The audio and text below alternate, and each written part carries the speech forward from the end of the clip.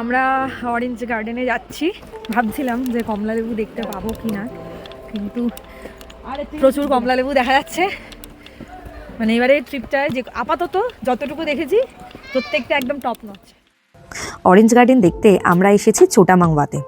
যারা এখানে থাকে তাদের কাছে হয়তো এটা কিছুই নয়, কিন্তু আমাদের কাছে এটা বেশ ভালো লাগার জায়গা।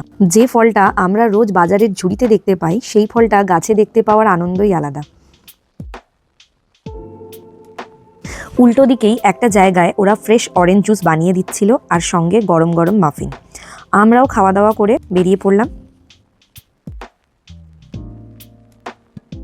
আমাদের দায়িত্ববান দাদা।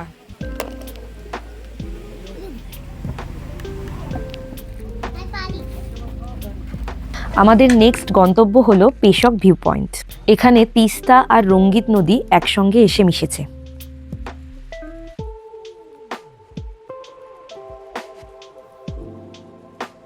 এরপর আমরা গেছিলাম লামহাটা ন্যাশনাল পার্ক। সেখানে আমরা উপর পর্যন্ত যাইনি, কারণ প্রচণ্ড খিদে পেয়ে গেছিল, তাই পার্কের উল্টো দিক থেকে লাঞ্চ সেরে আমরা বেরিয়ে পড়েছিলাম।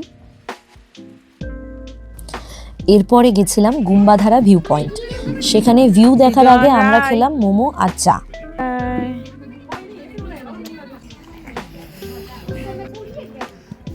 মোমো না খাওয়া পারসন দাঁড়াও, তোমাদের আমি একটু ভিউটা দেখিয়ে দিই। এবার আমাদের হোটেলে ফেরার পালা। আর হোটেলে গিয়ে আবার দেখো স্ন্যাক্সে কি দিয়েছে। আমরা পাহাড়ে এসে শুধু মোমোর ওপরেই মনে হচ্ছে বেঁচে আছি। আজকের জন্য এইটুকুই। তো চলো, টাটা, বাই। মধ্যে পুরো ঝাঁপিয়ে পড়বো।